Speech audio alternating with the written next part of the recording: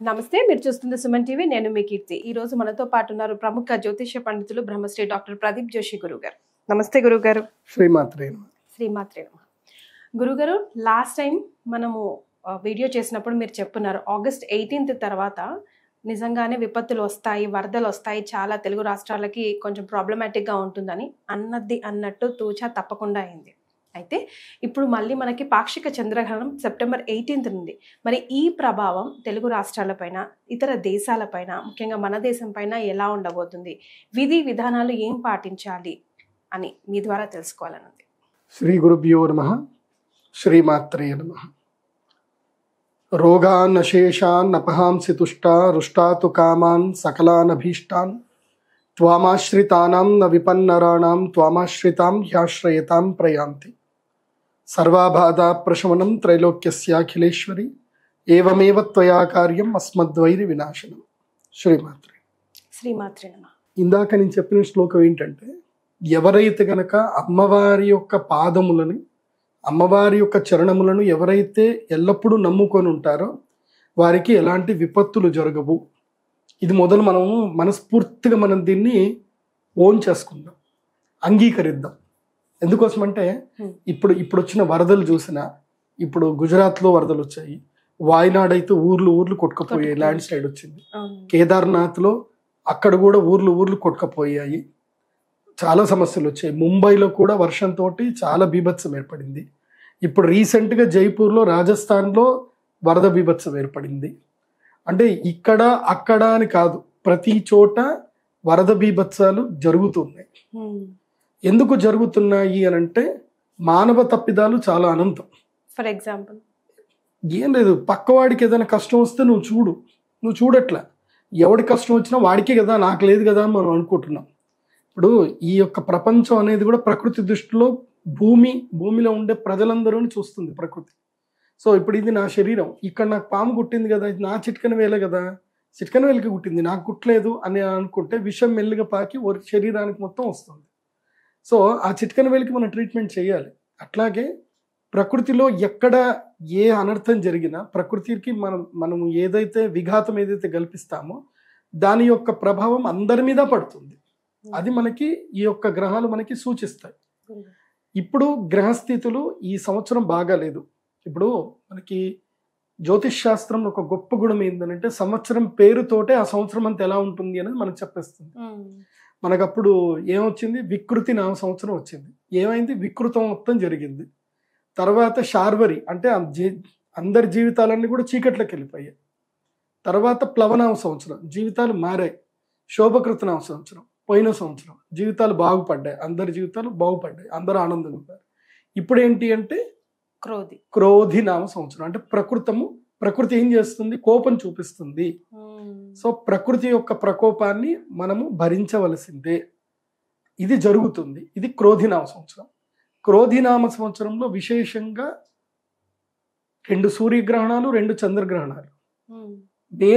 నేను ఆల్రెడీ ఉగాది ఎప్పుడే మీరు నేను కలిసి డిస్కస్ చేసాం. అప్పుడు పంచగ్రహ కూటమిలో సూర్యగ్రహణం ఏర్పడింది. దాని యొక్క ప్రభావము ఈ సంవత్సరం పాటు ఉంటుంది. మళ్ళీ షష్టగ్రహ కూటమిలో వచ్చేటువంటి సూర్యగ్రహణం వరకు ఆ ప్రభావం ఉంటుంది.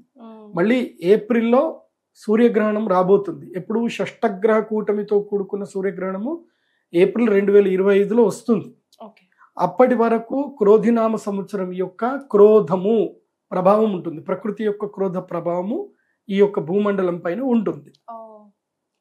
ఇప్పుడు విశేషంగా చెప్పాలి అని అంటే, ఈ యొక్క 18వ తారీఖు సెప్టెంబర్ 2024వ తారీఖు రోజున, అలాగే 2 అక్టోబర్ 2024 చంద్రగ్రహణము సెప్టెంబర్ 18కి ఉంది, అక్టోబర్ 2 సూర్యగ్రహణము. మొదలు ఇప్పుడు నేను చంద్రగ్రహణం గురించి చెప్తాను, జాగ్రత్త వినండి. 18 సెప్టెంబర్ అంటే మన ఇండియన్ టైం ప్రకారము, ఐఎస్టీ మన ఇండియన్ స్టాండర్డ్ టైం ప్రకారము 18 సెప్టెంబర్ 2024 ఉదయం 7:42 నుంచి మధ్యాహ్నం 12:30 అంటే ఆల్మోస్ట్ 1 o'clock వరకు, 7:30 to 1 o'clock వరకు, ఆల్మోస్ట్ 5 to 6 hours మొత్తం కూడా ఈ గ్రహణం అనేది ప్రభావం అనేది ఉంటుంది. ఈ గ్రహణం మార్నింగ్ టైంలో అంటే మనకి కనబడదు. ఈ చంద్రగ్రహణము మన దగ్గర చంద్రుడు అస్తమిస్తాడు పశ్చిమం లోపల, ఈ ఇతర దేశాల్లో ఉదయిస్తాడు. ఆ ఏ దేశాల్లో ఆ చంద్రగ్రహణం కనిపిస్తుందో ఆ దేశాల పేర్లు కూడా చెప్తాను, అవి అందరూ కూడా నోట్ చేసుకోండి. అయితే ఈ చంద్రగ్రహణము మన దేశంలో అయితే లేదు, మనకి కనబడట్లేదు కాబట్టి మనకి సూతకం ఉండదు. అదేవిధంగా దేవాలయాలు మూసేయడాలు, ఆహార నియమాలు, ఇళ్ళు కడుక్కోవడాలు ఇవేవి కూడా మనకైతే లేవు. గ్రహణ నియమాలు వర్తించు. అయితే ఈ గ్రహణ నియమాలు వర్తించవు, కానీ గ్రహణం వల్ల గ్రహ ప్రభావం అయితే రాశుల మీద ప్రభావం అయితే తప్పకుండా ఉంటుంది.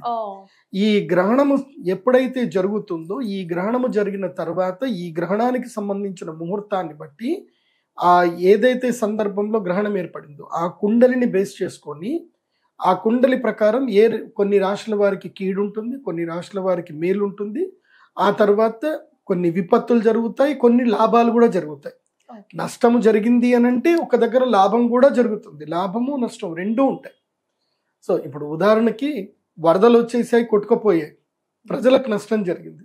కానీ బోట్లు అమ్మేవాడికి లాభం, వాటర్ బాటిల్ అమ్మేవాడికి లాభం, ప్లాస్టిక్ పేపర్లు అమ్మేవాడికి లాభం, పొట్లాలు అమ్మేవాడికి లాభం, భోజనాలు అమ్ముకునేవాడికి లాభం. ఇలా కొంతమందికి లాభం కలుగుతాయి కదా. కొంతమందికి నష్టం జరిగింది అంటే కొంతమందికి లాభం జరుగుతుంది.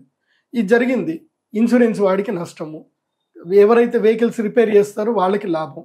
ఎందుకోసం అంటే వెహికల్స్ అన్ని మర్జ్ అయిపోయాయి నీళ్ళల్లో. సో ప్రకృతి ఎట్లా ఉంటుందంటే ఒకళ్ళకి నష్టం జరుగుతుంది, ఒకళ్ళకి లాభం జరుగుతుంది. అట్లాగే సూర్యగ్రహణం కానీ చంద్రగ్రహణం ఏర్పడినప్పుడు 4 రాశులకి నష్టము, 4 రాశులకి లాభం కలుగుతుంది. సో ఆ లాభ నష్టాలు ఏవో కూడా చెప్తాను, జాగ్రత్తగా వినండి. ఎప్పుడైనా గ్రహణం ఏర్పడినప్పుడు ఆ గ్రహణము ఏదైతే రాశి ఉంటుందో మన స్వరాశి నుంచి, మన రాశి నుంచి గ్రహణ రాశి, మన రాశి నుంచి లెక్క పెట్టినప్పుడు గ్రహణము ఏ రాశిలో అయితే జరుగుతుందో ఆ రాశి 3, 8, 4, 11 అంటే ఆ రాశి నుంచి 3వ రాశి. ఇప్పుడు ఉదాహరణకి మకర రాశి వారు ఉన్నారు. ఇప్పుడు ఇది గ్రహణం ఏ రాశిలో జరుగుతుంది అని అంటే మీన రాశిలో ఉత్తర భాద్రపద నక్షత్రం యొక్క 2వ పాదంలో ఈ యొక్క గ్రహణం జరుగుతుంది. ఇది చంద్రగ్రహణం 18వ తారీఖు సెప్టెంబర్. సో 3వ మకరము, కుంభము, మీనం. మకర రాశి వారికి గ్రహణం యొక్క రాశి ఏమవుతుంది అని అంటే 3వ రాశి అవుతుంది. అదే ధనస్సు రాశి వారికి చూస్తే 4వ రాశి అవుతుంది. అదే సింహ రాశి వారికి చూస్తే 8వ రాశి అవుతుంది. అదే వృషభ రాశి వారికి చూస్తే 11వ రాశి అవుతుంది. కాబట్టి 3, 4, 8, 11 స్థానాలు కలిగినటువంటి ఈ 4 రాశులు ఎవరైతే ఉన్నారో, ఎవరు మకరము, ధనస్సు, సింహము, తర్వాత వృషభ రాశి, ఈ 4 రాశుల వారికి ఏంటంటే ఈ గ్రహణము వల్ల లాభము కలుగుతుంది. ఈ గ్రహణం వల్ల వీళ్ళకి అదృష్ట యోగం కలుగుతుంది. ఎక్కడో ఒక చోట నెగిటివ్ జరుగుతుంది, వీళ్ళకి మాత్రం అది పాజిటివ్ గా మారిపోతుంది. ఇందాక చెప్పిన ఎగ్జాంపుల్ లాగా. సో ఈ 4 రాశుల వారికి మేలు జరుగుతుంది. ఆ తర్వాత ఏ రాశుల వారికి అరిష్టం జరగబోతుంది ఈ యొక్క చంద్రగ్రహణం వల్ల. ఈ రాశుల వారు ఎవరు అనంటే, ఎక్కడైతే కనుక గ్రహణం జరుగుతుందో ఆ గ్రహణ రాశి ఏమేమి అవ్వకూడదు అనంటే 1, 6, 2, 7 రాశులు అవ్వకూడదు.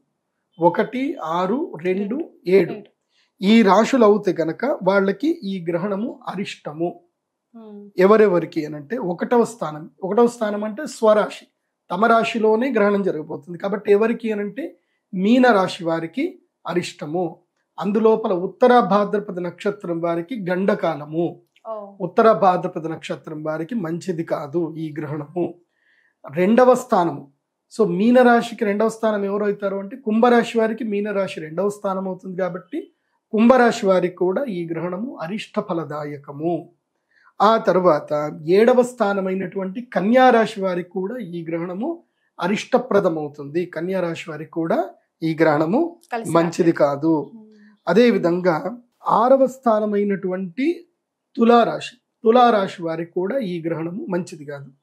కన్యారాశి, తులారాశి, కుంభరాశి, మీనరాశి ఈ 4 రాశుల వారికి ఈ గ్రహణము అరిష్టప్రదం అవుతుంది. అంటే ఎలాంటి ఫలితాలు ఇస్తుంది అంటారు? అంటే అనారోగ్యం రావడము, లేకపోతే బంధువుల మధ్యన తగాదాలు ఏర్పడము, తమ యొక్క వస్తువులు కోల్పోవడము, లేదా ఏదైనా యొక్క వ్యాపారంలో నష్టం జరగడము, ఎవరి చోటైనా మోసపోవడము. ఇప్పుడు ఈ మధ్యకాలంలో నేను చూశాను, నాకు తెలిసిన వ్యక్తి ఫ్రెండ్ అని చెప్పి వాడు మంచి ఆస్తిపరుడు వాడి దగ్గర అసలు తక్కువ లేదు ఆస్తి. మరి అలాంటి గొప్ప వ్యక్తి వాడి వల్ల నాకు ఎప్పుడైనా ఉపయోగపడుతుంది కదా అని ఏదో ఊరికే షూరిటీ అని సంతకం పెట్టాడు. వాడి జీవితానికి 20 లక్షలు పెద్ద మ్యాటర్ కాదు. ఇంకోసం అంటే వాడి దగ్గర విపరీతమైన ఆస్తి ఉంది. అంత ఆస్తి ఉన్నోడు 20 లక్షలకి ఏం నష్టం జరుగుతుంది అని చెప్పి షూరిటీ పెట్టాడు. షూరిటీ పెట్టిన 3 నెలలకు ఏం జరిగింది అని అంటే ఈ కేదార్నాథ్ వరదల్లో అతను చనిపోయాడు. చనిపోయిన తర్వాత ఏమైపోయింది అని అంటే ఆస్తుల మీద ఫ్రెండ్కి హక్కు ఉంటుందా? ఉండదు. భార్యకి హక్కు ఉంటుంది. భార్యకు ఆస్తి ఎంత వెళ్ళిపోయింది, వీలునామా రాసిన పిల్లలకు ఆస్తి వెళ్ళిపోయింది, ఇన్సూరెన్స్ వాళ్ళందరికీ వెళ్ళిపోయింది. ఇప్పుడు ఇన్సూరెన్స్ డబ్బులు వాళ్ళకి వెళ్ళిపోయాయి, షూరిటీ మాత్రం వీడు పెట్టాడు. ఆ భార్య అంటుంది నాకు సంబంధం లేదు, ఆయన సంతకం పెడితే నువ్వు 5 నెలలు అడుక్కుంటున్నాను. పిల్లలు మాకు సంబంధం లేదంటారు, వాళ్ళ అమ్మ నాకు సంబంధం లేదంటుంది. వీడి జీవితానికి 20 లక్షలు అంటే వీడి జీవితకాల సంపాదన. అందుకోసం అంటే వీడి నెలకు సంపాదించేది 20,000, ఏదో ఫ్రెండ్ అని సంతకం పెట్టాడు అంతే. వీడు 20 లక్షలు అప్పు కట్టాల్సిన పరిస్థితి వీడికి ఏర్పడింది. సో జీవితం అట్లా కింద మీద అయిపోతుంది. అందుకే మన జీవితంలో పెట్టకూడదు ఎప్పుడు షూరిటీ సంతకమే. అది ఎట్లా ఉన్నా సరే మన తలరాత బాగలేకపోతే ఏం జరుగుతుంది అది. సో ఇలాంటివి చెయ్యకండి, ముఖ్యంగా మోసపోతారు. ఇప్పుడు ఎవడో ఒక డబ్బులు ఇస్తాడు. ఈ మధ్య కాలంలో ఒక బోగస్ కేసు చూసింది.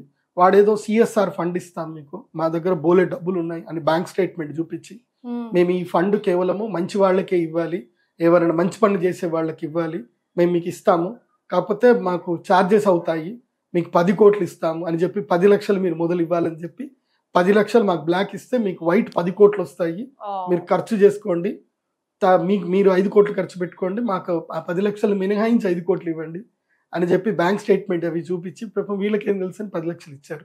Next day phone switch off. So ఇలా 1 కాదు 2 కాదు, నా దగ్గరికి లైన్ కడతానే ఉంటారు. ఇట్లా రోజు వింటా ఉంటాను అనమాట, నవ్వు వస్తూ ఉంటుంది. మీరు పోలీస్ స్టేషన్ పోవచ్చు కదా అంటే, పోతే ఏమవుతుంది గురుగారు, కంప్లైంట్ ఫైల్ చేసుకుంటారు, నడుస్తోంది నడుస్తోంది నడుస్తోంది నడుస్తోంది నడుస్తోంది కేసు నడుస్తుంది అంతే, ఇక ముందుకు వెళ్ళదు. అది 10 ఏళ్ళు అవుతుంది, 15 అవుతుంది. సో ఇలాంటివన్నీ ఏ రాశుల వారికి జరుగుతాయి అన్నారు, ఒకసారి మళ్ళీ చెప్పండి. జాగ్రత్తగానండి. ఇందులోపల స్పెసిఫిక్ గా చెప్పాలంటే హస్తా నక్షత్రం వారికి, ఈ హస్తా నక్షత్రం వాళ్ళకి ఏంటంటే హస్తా నక్షత్రము, రేవతి నక్షత్రం, పూర్వభాద్రపద 4వ పాదము, ఉత్తరాభాద్రపద నక్షత్రము, హస్త తర్వాత ఉత్తరాఫల్గుణ నక్షత్రం 3 పాదాలు, చిత్తా నక్షత్రం 2 పాదాలు. వీళ్ళకి 2 గ్రహణాల ప్రభావం ఉంది.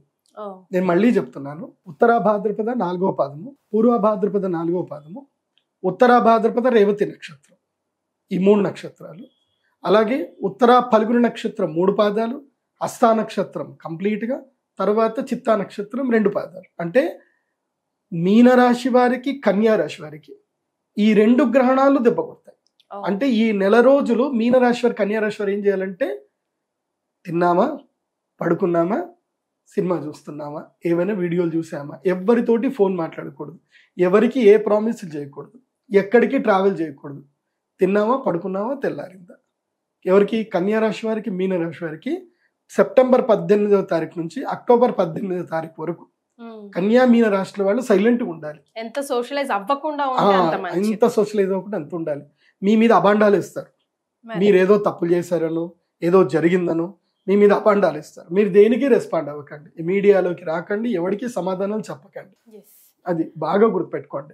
గురుగారు పరిహారాలు కూడా చెప్పాలి మీరు. ఫస్ట్ ఇంకా కంప్లీట్ చేయాలి. సో ఇది ఎవరెవరికి బాగాలేదు అంటే మీనరాశి, తులారాశి, కుంభరాశి, కన్యారాశి వీళ్ళకి చంద్రగ్రహణం బాగాలేదు. మీన కన్యా రాశి వారికి సూర్య చంద్రగ్రహణాలు 2 కలిపి బాగాలేవు. అది ఎట్లా మళ్ళీ సూర్యగ్రహణం వీడియో చేస్తాం, అది కూడా చెప్తాను. సో ఈ చంద్రగ్రహణంలో మీడియం ఎవరికి ఉంది అని అంటే వృశ్చిక, కర్కాటక, మిథున, మేష వీళ్ళకి మీడియం ఉంది. వీళ్ళు కనుక బ్యాడ్ రాశి వాళ్ళతో కలుస్తుంటే వాళ్ళకి బ్యాడ్ జరుగుతుంది, మంచి రాశి వాళ్ళతో కలిసి ఉంటే మంచి జరుగుతుంది. అంటే ఎవరు? వృశ్చిక, కర్క, మిథున, మేష వాళ్ళు మీన, తుల, కుంభ, కన్యా రాశి వాళ్ళతోటి ఎలాంటి సహవాసం చేయకూడదు ఈ నెల రోజులు, సెప్టెంబర్ 18 నుంచి అక్టోబర్ 18 వరకు. సహవాసం చేస్తే వాళ్ళ ఎఫెక్ట్ వీళ్ళకి పడుతుంది. So if you are being with good people you will get the good result. So good people అంటే అర్థం కాదు ఇక్కడ, గుడ్ జోడాక్ సైన్స్. ఎవరికైతే శుభ ఫలితాలని ఆ రాష్ట్ర వాళ్ళు. గ్రహణం జరుగుతుంది ఉత్తర భాద్రపద నక్షత్రం యొక్క 2వ పాదం నుంచి 3వ పాదంలో ఈ గ్రహణం జరిగే అవకాశాలు. ఇక విషయానికి వస్తే ఈ గ్రహణం యొక్క ప్రభావం వల్ల ఏమేమి నష్టాలు రాబోతున్నాయి, ఆన్ ది హోల్ ఇవి బాగా మనం గుర్తుపెట్టుకోవాలి. ఎందుకోసమంటే నేను రాశి ఫలాలు చూసి, రాశుల యొక్క గ్రహ తీరు చూసి నేను ఏదైతే చెప్పానో అవన్నీ కూడా జరిగాయి. నేను అమ్మవారికి ప్రార్థన చేసేది ఏంటంటే, అమ్మ ఈ యొక్క చెప్పే వాక్కు సత్యం, ఏదైతే శక్తి నాకు అమ్మవారి ఇస్తుందో అది వాక్కు సత్యమైనను కూడా దానికి సంబంధించిన నష్ట ప్రభావం ఏదైతుందో అది జరగకుండా చూడు తల్లి అని నేను ఎప్పుడూ అమ్మవారిని ప్రార్థన చేస్తాను. ఎందుకోసమంటే జ్యోతిష్ శాస్త్రం అనేది అద్దం లాంటిది. అది మనకి భవిష్యత్తు ఏం జరుగుతుందో మనకి చూపిస్తుంది. నువ్వు దాన్ని మేకప్ చేసుకున్నావా, మేక్ ఓవర్ చేసుకొని తప్పించుకోవడానికి ప్రయత్నం చేసావంటే నువ్వు బాగుంటావు. లేదు అని అంటే ప్రకృతి విపత్తు ఎట్లా ఎత్తుకుపోవాలో అట్లా ఎత్తుకొని పోతుంది. నేను ఆల్రెడీ ఆగస్టు 18కి తర్వాత విపత్తులు వస్తాయి, లంక గ్రామాలు మొత్తం కూడా ఖాళీ చేసేసుకోండి, కృష్ణ గోదావరి ముంపు ఏర్పడుతుంది అని చెప్పాను. అవును గురుగారు. నేను చెప్పింది ఎవడూ పట్టించుకోవాలి. సరే, ఎందుకోసం అంటే పట్టించుకుంటే ఏమొస్తుంది, ఒకరు జరగలేదని అంటే అన్నట్టుగా ఉంటారు. సో అది ఎవరి విచక్షణ వాళ్ళకి. ఎందుకోసం అంటే దైవం విధిని ఎవడు కూడా కర్మానుసారం ఎవరు చేయలేరు. ఇప్పుడు నేను చెప్పేది ఏంటంటే, ఈ రాశి ఇది మెయిన్గా మీన రాశిలో సంభవిస్తుంది. మీన రాశిలో చంద్రగ్రహణం అంటే మీన రాశిలో చంద్రుడు రాహువు కలిసి ఉన్నారు. చంద్రరాహువులు కలిసి ఉన్నప్పుడు మీన రాశిలో గనక సంభవిస్తే ఏం జరుగుతుందంటే, మీనం అంటే ఏంటి, చేపలు. ఈ యొక్క జలము పైన ఈ గ్రహణ ప్రభావం ఎక్కువగా ఉంటుంది. జలము పైన అంటే ఇంకేంటి, ఇప్పుడు జల ప్రళయాలు సంభవిస్తాయి అని అర్థం. ముఖ్యంగా సునామీలు ఏర్పడతాయి, అదేవిధంగా వరదలు ఇంకా బీభత్సంగా వరదలు అవుతాయి, చెరువులకి గండు పడతాయి, గ్రామాలు మునిగిపోతాయి. అది జరుగుతుంది. అది కాకుండా ఈ యొక్క మత్స్య సంపద మొత్తం కూడా నాశనం అవుతుంది. గురుగారు, ఇక్కడ ఒక చిన్న ప్రశ్న. అంటే మన దేశంలో కనిపించట్లేదు అన్నారు కదా, మరి ఇంకే దేశాల్లో కనిపిస్తుంది? ఈ మీరు చెప్పిన ప్రభావాలు స్టిల్ మన దేశంలో కనిపించకపోయినా మనం దాన్ని భరించాల్సిందేనా? గ్రహణ ప్రభావం మన దేశంలో కనబడకపోయినా గ్రహస్థితి అనేది ఏదైతే ఉంటుందో అది యావత్ భూమండలానికి వర్తిస్తుంది. సో ఆ గ్రహస్థితి ప్రభావము అంటే గ్రహణం యొక్క ప్రభావం మన దేశం పైన 25% అయితే ఉంటుంది. సో ఆ 25% కూడా మనకి కొంచెం విపత్తు వచ్చిన విపత్తే కదా. కాబట్టి ఇక్కడ నేను చెప్పినట్టుగా ఈ గ్రహణ ప్రభావము ముఖ్యంగా కర్నూలు, తుంగభద్ర నదీ తీర ప్రాంతం వాసులకు, అదేవిధంగా సముద్ర తీర ప్రాంత వాసులైనటువంటి విశాఖ, కాకినాడ, తర్వాత విజయనగరము అటు సైడ్ వాళ్ళకి, కోస్తా తీర వాసులకు, అదేవిధంగా వెస్టర్న్ ఘాట్స్లో ఉండేటువంటి వారికి, వెస్టర్న్ ఘాట్స్ ఏదైతే కనుక నదీ పరివాహక ప్రాంతాలు కానీ తర్వాత కొండ ప్రాంతంలో ఉండేటువంటి వాళ్ళకి, వెస్టర్న్ ఘాట్స్ అంటే కేరళ, తమిళనాడు, కర్ణాటక, మహారాష్ట్ర మొత్తం 3 వస్తాయి. సో వెస్టర్న్ ఘాట్స్లో కూడా ల్యాండ్ స్లైడ్స్ వచ్చే అవకాశం ఉంటుంది. సో ఈ యొక్క గ్రహణం యొక్క ప్రభావము అక్టోబర్ 18వ తారీఖు వరకు ఉంటుంది. ఇందులోపలనే భూకంపాలు కూడా వచ్చే అవకాశం ఉంటుంది, ల్యాండ్ స్లైడింగ్స్ వచ్చే అవకాశాలు కూడా కనిపిస్తున్నాయి. సో ఇవి గ్రహణం యొక్క ప్రకృతి విపత్తులు, అంటే సామూహికంగా అందరికి వచ్చేటువంటి గ్రహణ ప్రభావాలు.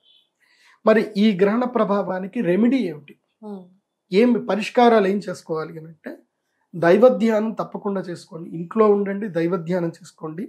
ఈ గ్రహణము జలము పైన గండంగా వస్తుంది కాబట్టి నదీ పరివాహక ప్రాంతాలకు వెళ్ళకండి. తర్వాత విహారయాత్రలకి, నదుల్లో విహారయాత్రలు, స్పీడ్ బోటింగ్ అని చెప్పి వాటికి కూడా వెళ్ళకండి.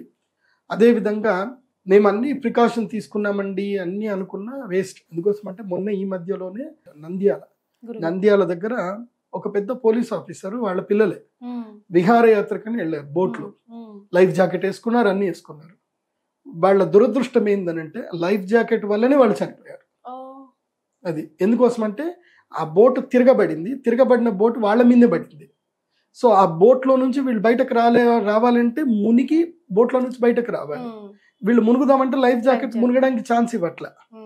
సో ఆ బోట్ బరువు వెళ్ళిపోయి వీళ్ళు లోపల మునిగిపోయారు. సో వాళ్ళు బయటకు రాలేకపోయారు. ఇది ప్రెషర్ ఏమో పైకి కొడుతుంది, బోట్ ఏమో పైకి ప్రెషర్ ఇస్తుంది. సో అకస్మాత్తుగా అక్కడ చనిపోయారు. ఇంకా సో మరణం అనేది, మృత్యుగండం దీనిపైన ఉంది అన్నప్పుడు అది జరిగిపోతుంది. అక్టోబర్ 18వ తారీఖు వరకు గండ పురుషుడు భూమిపైన సంచారం చేస్తాడు, అందులోపల జలము పైన సంచారం చేస్తాడు, తదుపరి అగ్ని పైన సంచారం చేస్తాడు. అంటే విద్యుత్ ఆఘాతాలు బాగా జరిగే అవకాశం ఉంటుంది. కాబట్టి విద్యుత్ అధికారులు కూడా చాలా అప్రమత్తంగా ఉండండి. అండ్ ప్రజలు కూడా చెప్పేది ఏంటంటే, మీరు విద్యుత్ అధికారులని కోప్పడకండి, తిట్టకండి వాళ్ళని. వాళ్ళు కరెంటు తీశారు అని అంటే మన మంచి కోసమే తీశారు అని అర్థం చేసుకోండి. ఏదో సీరియల్ మిస్ అయిపోతున్నామో, క్రికెట్ మిస్ అయిపోతున్నాం అనుకుంటాం కానీ అక్కడ లైఫ్లు మిస్ అయిపోతాయి. ఎందుకోసం అంటే ఎక్కడైనా ఒక తీగ నీటిలో తెగిపడిందంటే ఎర్త్ సరిగ్గా లేకపోతే ఇంకా అందరి ప్రాణాలు ఎగిరిపోతాయి. సో ఆ విషయంలో జాగ్రత్తగా ఉండండి. ఇక పరిష్కార విషయానికి వస్తే గ్రహణం అనేటువంటిది చాలా అద్భుతమైన సమయం. ఎవరెవరి జాతకంలో అయితే గనక చంద్రుడు రాహువు కలిసి ఉన్న, చంద్రుడు కేతు కలిసి ఉన్న వాళ్ళకి జీవితము లోపల ఏవి కూడా ఫుల్ఫిల్గా దొరకవు, సాటిస్ఫాక్షన్గా వాళ్ళ జీవితం ఉండదు, మనస్సు తృప్తిగా ఉండదు, మనస్సు ఎప్పుడు చంచలంగా ఉంటుంది, తర్వాత జ్ఞాపక శక్తి తక్కువగా ఉంటుంది, తర్వాత శరీరంలో ఎప్పుడు కూడా అనారోగ్యాలు ఉంటాయి. ఏవి? చంద్రకేతువు, చంద్ర రాహువు ఇవి కలిసి ఉంటాయి. చంద్రకేతువు జాతకంలో ఎవరికైతే కలిసి ఉంటుందో వాళ్ళకి విపరీతమైన అనుమానం ఉంటుంది, విపరీతమైన ఆలోచన, ఎప్పుడు పడుకున్నా లేచినా కూర్చున్నా ఎప్పుడూ ఆలోచనే ఉంటుంది వాళ్ళకి. తీరా చేస్తే ఒరిగేది ఏముండదు కానీ ఆలోచిస్తూనే ఉంటారు. ఏదో ఆలోచన, ఎవరినో తిడుతూ ఉంటారు, ఎవరి మీదనో నోటిఫై చేస్తూ ఉంటారు. ఇప్పుడు ఇంట్లో వాళ్ళని, ఇప్పుడు వాళ్ళ భార్య ఎంత చేస్తున్నా వాళ్ళని తిడుతూనే ఉంటారు, అది కరెక్ట్ చేయట్లేదు, ఇది కరెక్ట్ చేయట్లేదు, ఇట్లా అంటానే ఉంటారు. అది చంద్రకేతు ప్రభావం. చంద్ర రాహు ప్రభావం ఎలా ఉంటుంది అని అంటే, ఎన్ని టాబ్లెట్లు వేసుకోండి, ఎంత యోగా చేయండి, ఏమీ చేయండి, అనారోగ్యం అట్లాగే కంటిన్యూ అవుతూ ఉంటుంది. అయితే డైజెషన్ ఇష్యూ ఉంటుంది, లేకపోతే స్కిన్ ఎలర్జీ ఇష్యూ ఉంటుంది, లేకపోతే ఎండోక్రైనికల్ గ్లాండ్స్ ఇష్యూస్ ఉంటాయి. ఇవన్నీ కూడా చంద్రరాహు యుతిలు, చంద్రకేతు వల్ల. మెయిన్గా ఇంకోటి ఏంటంటే జ్ఞాపక శక్తి సరిగ్గా లేకపోవడం, మితిమీరిన ఆలోచనలు ఎక్కువగా ఉండడం, పిచ్చి వెర్రి, ఇవి కూడా చంద్రకేతు యుతి, చంద్రరాహు యుతి వల్లనే జరుగుతాయి.